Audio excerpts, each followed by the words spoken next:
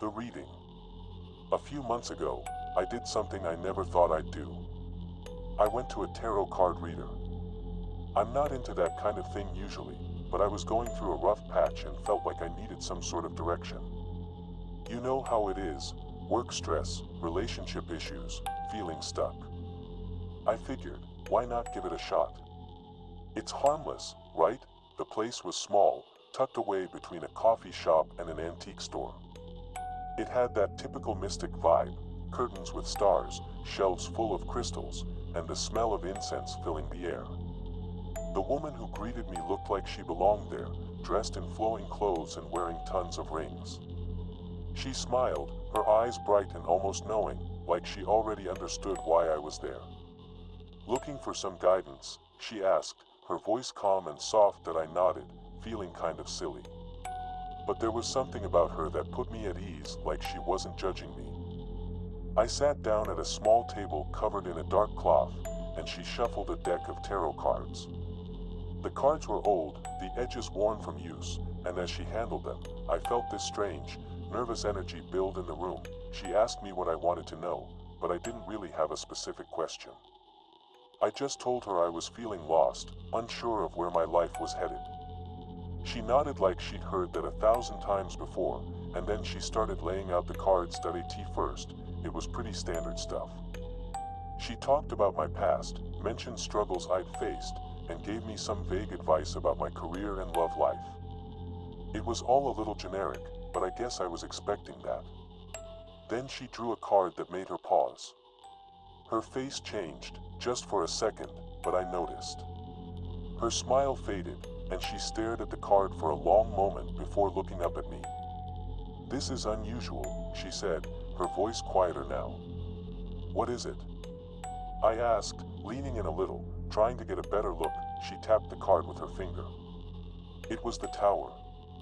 I don't know much about tarot, but I'd heard of that card. It's not a good one. It's supposed to mean chaos, upheaval, destruction, basically, everything falling apart. This card doesn't just represent external forces, she said slowly. It can also be a sign that something unexpected is coming.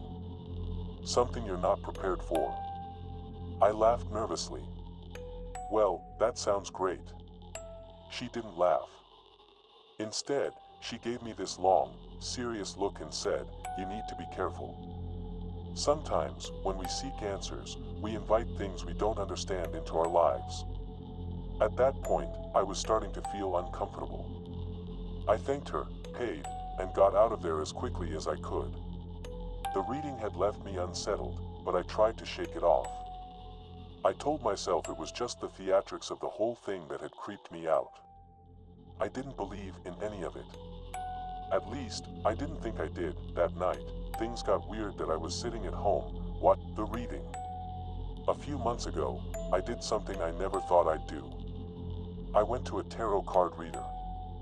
I'm not into that kind of thing usually, but I was going through a rough patch and felt like I needed some sort of direction. You know how it is, work stress, relationship issues, feeling stuck. I figured, why not give it a shot? It's harmless, right? The place was small, tucked away between a coffee shop and an antique store. It had that typical mystic vibe, curtains with stars, shelves full of crystals, and the smell of incense filling the air. The woman who greeted me looked like she belonged there, dressed in flowing clothes and wearing tons of rings. She smiled, her eyes bright and almost knowing, like she already understood why I was there. Looking for some guidance, she asked, her voice calm and soft that I nodded, feeling kind of silly. But there was something about her that put me at ease, like she wasn't judging me. I sat down at a small table covered in a dark cloth, and she shuffled a deck of tarot cards. The cards were old, the edges worn from use, and as she handled them, I felt this strange, nervous energy build in the room. She asked me what I wanted to know, but I didn't really have a specific question. I just told her I was feeling lost, unsure of where my life was headed. She nodded like she'd heard that 1,000 times before, and then she started laying out the cards study first. It was pretty standard stuff. She talked about my past, mentioned struggles I'd faced, and gave me some vague advice about my career and love life. It was all a little generic, but I guess I was expecting that. Then she drew a card that made her pause. Her face changed, just for a second, but I noticed. Her smile faded, and she stared at the card for a long moment before looking up at me. "This is unusual," she said, her voice quieter now. "What is it?" I asked, leaning in a little, trying to get a better look. She tapped the card with her finger. It was the Tower. I don't know much about tarot, but I'd heard of that card. It's not a good one. It's supposed to mean chaos, upheaval, destruction, basically, everything falling apart. This card doesn't just represent external forces, she said slowly. It can also be a sign that something unexpected is coming. Something you're not prepared for. I laughed nervously. "Well, that sounds great." She didn't laugh. Instead, she gave me this long, serious look and said, "You need to be careful. Sometimes, when we seek answers, we invite things we don't understand into our lives." At that point, I was starting to feel uncomfortable. I thanked her, paid, and got out of there as quickly as I could. The reading had left me unsettled, but I tried to shake it off. I told myself it was just the theatrics of the whole thing that had creeped me out. I didn't believe in any of it. At least, I didn't think I did. That night, things got weird that I was sitting at home, watching TV, trying to unwind when I started feeling off. It's hard to describe, but the air in the room felt heavy, like there was something thick pressing down on me. At first, I thought maybe I was just tired, but then I noticed a sound. It was faint, like a distant whisper, but it was there, just at the edge of my hearing. I muted the TV and listened, but it stopped and I brushed it off as my imagination, but a few minutes later, I heard it again. This time, it was louder. It sounded like someone was whispering just outside my window. I felt this sudden rush of fear, like I wasn't alone in the house. I checked all the doors and windows, everything was locked. No one was outside. But the feeling didn't go away. If anything, it got worse. It felt like there was something watching me, something waiting just out of sight, that I decided to go to bed early, hoping that whatever weird vibes I was feeling would pass by morning. But that night, I had the most vivid, terrifying dreams. I dreamt I was back at the tarot reader's place, but it was different. The air felt cold, and the room was darker, like the shadows were alive. The cards were laid out in front of me again, but every card was the Tower. Over and over, no matter how many times I turned them, it was always the Tower. And then, the whispering started again. This time, it was louder, like whoever was whispering was standing right behind me. I tried to turn around, but I couldn't move. When I finally woke up, my heart was pounding, and the whispering didn't stop. The spirit. I wasn't someone who believed in tarot or anything like that. To be honest, I thought it was all just a bunch of nonsense. But that changed after my cousin convinced me to go to a reading with her. I'll never forget what happened afterward. It started on a regular Saturday afternoon. My cousin Emily had always been into all kinds of spiritual stuff, crystals, astrology, you name it. She'd been pestering me to try a tarot reading with this woman she'd seen a few times, someone she swore was the real deal. I wasn't particularly interested, but I'd been feeling pretty stuck in life. My job was a dead end, my relationship was falling apart, and I just didn't know what I wanted anymore. So, on a whim, I said yes. The tarot reader's place was in a rundown part of town, tucked between a pawn shop and a liquor store. I felt a little uneasy walking in, but I figured it was all part of the vibe. The inside of the shop was dimly lit, and the smell of incense was overwhelming. The tarot reader, a woman in her mid-50s named Nadine, welcomed us in with a smile that didn't quite reach her eyes. She didn't say much at first, just motioned for us to sit at a small table draped in a purple cloth. The deck of cards she pulled out looked ancient, the edges frayed and worn. Emily went first, her reading full of vague predictions about love and career changes. Typical stuff, I thought. When it was my turn, I didn't expect much.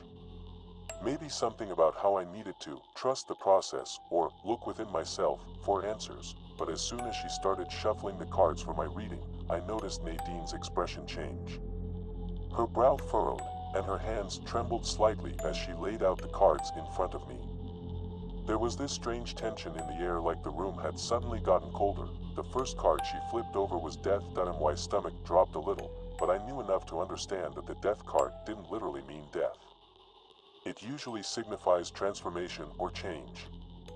So I forced myself to relax, trying to ignore the tightness building in my chest. The death card represents the end of something, Nadine said, her voice lower now.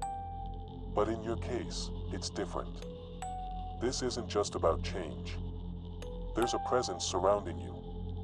I blinked, not sure I'd heard her right. A presence?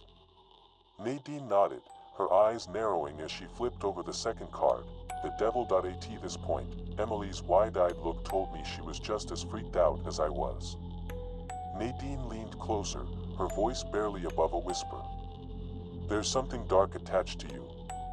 It's been following you for a while, waiting for the right moment. I laughed nervously, trying to shake off the growing sense of dread in my gut. What do you mean? Like a ghost? I can't say for sure what it is, but it's not benevolent. You need to be careful, she said, her eyes locking onto mine. Something is coming, and it's drawn to you. I stood up abruptly, brushing off the whole thing. This was too much. It was just a tarot reading, and I didn't believe in any of this supernatural nonsense. Emily, sensing my discomfort, quickly paid Nadine, and we left the shop in silence. Later that night, though, I couldn't shake what Nadine had said. A dark presence. Something attached to me. It sounded ridiculous, but there was this gnawing feeling in the pit of my stomach that wouldn't go away. Around 11 p.m., I was lying in bed, scrolling through my phone, when I heard a soft knock at my door. It was so faint that at first, I thought I'd imagined it. But then I heard it again. 3 gentle knocks, followed by a pause that I hesitated for a moment, then got up to check the door. No one was there. My apartment building wasn't exactly the type where kids would play pranks, and it was too late for visitors. I looked down the hallway, expecting to see someone, but it was empty. That's when I noticed the air in the apartment felt off. It was colder than usual, like someone had opened a window, but everything was shut. I tried to brush it off and went back to bed, but I couldn't shake the feeling that something was wrong. The next night, the knocks returned. This time, they were louder, more deliberate. I sat up in bed, my heart pounding. Again, no one was there. But as I stood in the doorway, I felt this strange sensation, like I wasn't alone. The hair on the back of my neck stood up, and I swear I felt someone watching me. Over the next few days, the knocking became a nightly occurrence. Always 3 knocks, always right outside my door, and always when I was about to fall asleep. But it wasn't just the knocking. Things in my apartment started moving around on their own. Small things at first, keys not being where I left them, lights flickering even though the bulbs were new. But then it escalated. One night, I was in the kitchen making dinner when I heard a loud crash from the living room. I rushed in to find the framed photos on my wall lying smashed on the floor. Every single one of them had fallen, even though they'd been securely hung. My heart raced as I picked up the pieces, feeling that cold, heavy air settles around me again. That I called Emily and told her what was happening, expecting her to brush it off. But instead, she was eerily quiet. After a long pause, she said, "You need to go back to Nadine. She warned you." I didn't want to admit it, but I was scared. Really scared.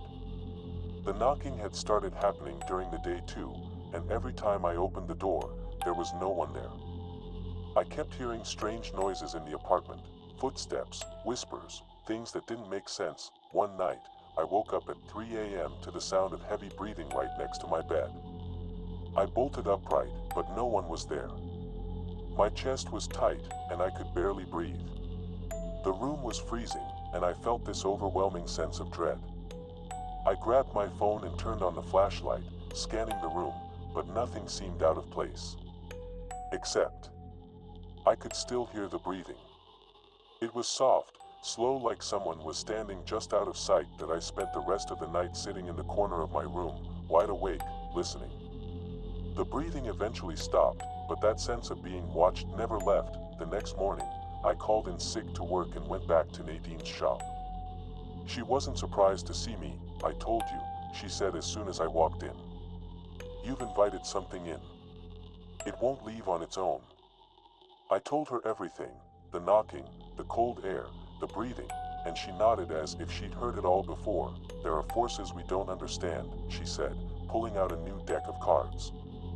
Sometimes, they latch onto vulnerable people. And when you came for the reading, it found you. I didn't know what to say. I didn't even know if I believed her, but at that point, I was desperate. Nadine offered to perform some kind of cleansing ritual, and though it felt ridiculous, I agreed.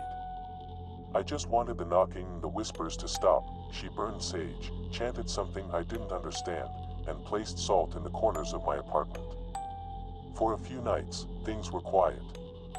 No knocks, no cold air, nothing. I thought it was over, but then, one night, the knocking returned.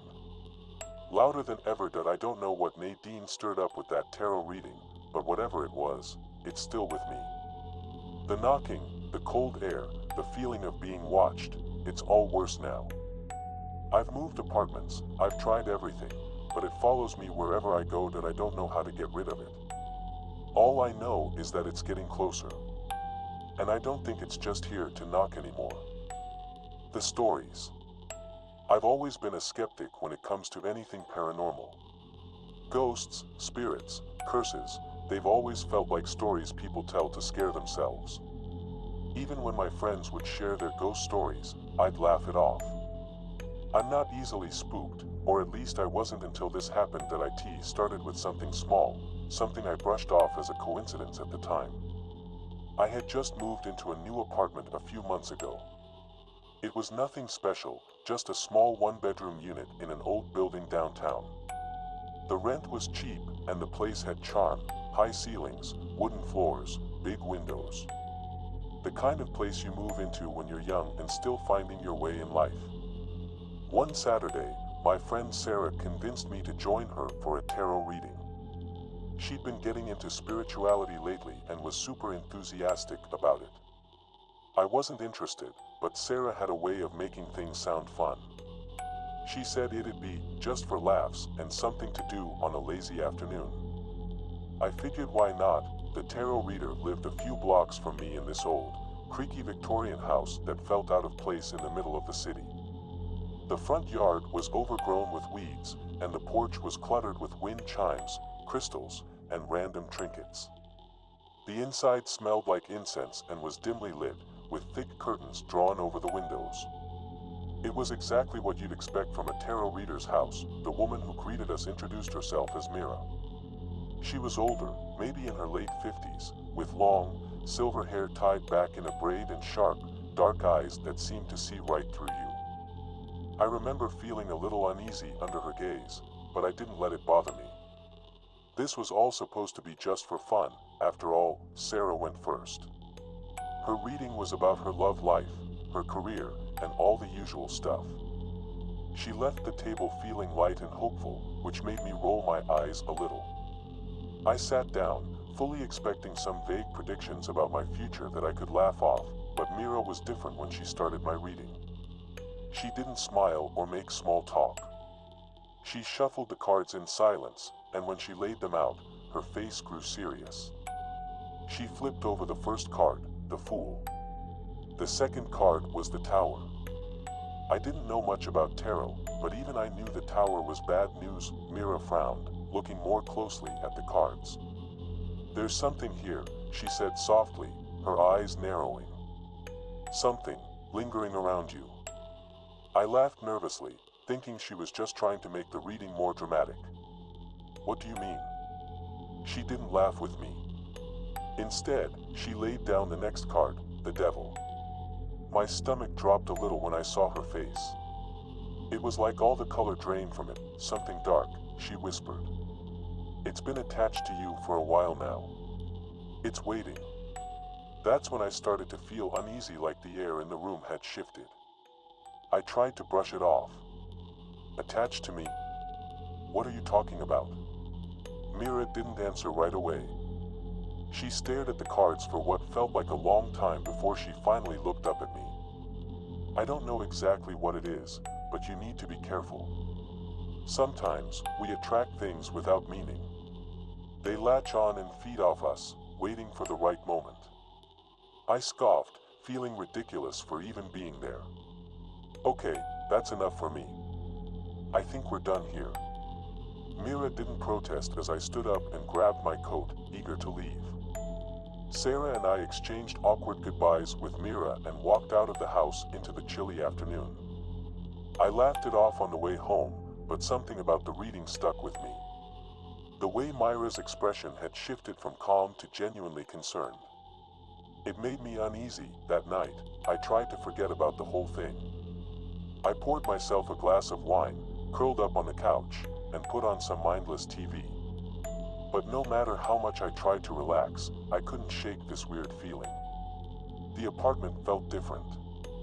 The air seemed heavier, and there was this strange coldness that clung to the space, even though the heat was on. Around midnight, just as I was about to head to bed, I heard a noise. It was faint at first, almost like a whisper. I muted the TV and listened, but there was nothing. I figured it was the old building settling. Those old pipes always made weird noises. I turned the TV back on and tried to ignore it, but a few minutes later, I heard it again. This time, it was louder, more distinct. It sounded like someone was whispering right behind me. I spun around, but there was no one there. My heart started racing, and my skin prickled with unease. I stood up and walked through the apartment, checking the windows and doors. Everything was locked. No sign of anyone. That I told myself I was just being paranoid, that it was probably the wind outside or my neighbors being loud. But deep down, I knew something was wrong. That I went to bed that night with a strange sense of dread settling in my chest. The whispering continued, growing louder as I tried to fall asleep. It was like there was someone in the room with me, just out of sight, muttering words I couldn't understand. I pulled the blankets up over my head and tried to ignore it, eventually drifting off into a fitful sleep. The next morning, I woke up exhausted, my head pounding from a restless night. I shrugged it off as stress and went about my day, trying to forget the weirdness of the night before. But the whispering didn't stop. It followed me, growing louder and more persistent. Sometimes it felt like it was right behind me, like someone was standing just inches away, breathing down my neck. That it wasn't just the whispering, though. Things started moving around the apartment, small things at first. My keys wouldn't be where I left them. The kitchen cabinets would be open when I was sure I'd closed them. Lights flickered for no reason, even though the bulbs were new. One night, I came home from work to find all the pictures on my walls had been turned upside down. Every single frame. I stood there, staring at the mess, my heart pounding in my chest. I hadn't been imagining it. Something was in my apartment. That I called Sarah, telling her everything that had been happening. She was surprisingly calm about it, suggesting I sage the place or hang up crystals. She even mentioned going back to Mira for help, but I wasn't about to go down that road again. I was still clinging to the idea that there had to be a rational explanation for all of this. That night, things got worse. That I woke up around 3 a.m. to the sound of loud banging. It was coming from the living room. I shot out of bed, adrenaline pumping through me. The air in the apartment was freezing, and the whispering was louder than ever. I could feel my skin crawl as I slowly walked toward the living room, my heart pounding in my chest. When I stepped into the living room, I froze. The coffee table had been flipped over, the chairs knocked over, and all the lights were flickering. But that wasn't the worst part. Standing in the corner, near the window, was a shadow. It wasn't like any shadow I'd ever seen before. It was tall, unnaturally dark, and it seemed to pulse like it was alive. That I stared at it, my heart hammering in my chest, unable to move. The shadow seemed to grow, stretching toward me, and that's when I heard it, whispering, louder than before, almost like it was coming from inside my head. I couldn't make out the words, but the tone was sinister, like it was mocking me. That I stumbled backward, nearly tripping over the overturned table, and ran back to my bedroom, slamming the door behind me. I sat on the floor, my back against the door, trying to catch my breath. The whispering didn't stop. It grew louder, filling the room until it was deafening. That I don't know how long I stayed like that, but eventually, the whispering faded. The apartment fell silent, and the air warmed slightly. But I didn't sleep that night. I couldn't. Every time I closed my eyes, I could feel it, something watching me, waiting. The next morning, I packed a bag and left the apartment. I stayed at a friend's place for a few days, but I knew I couldn't avoid going back forever. When I finally did, I walked into the apartment with a sense of dread so heavy it was suffocating. The whispering still follows me. The shadow is still there, lurking in the corners of my vision, always just out of reach. I've tried everything, cleansing rituals, prayers, even moving, but it doesn't matter. Whatever Mira warned me about, whatever I invited in that day, isn't going to leave, and I'm starting to think it's just waiting for the right moment to make its move.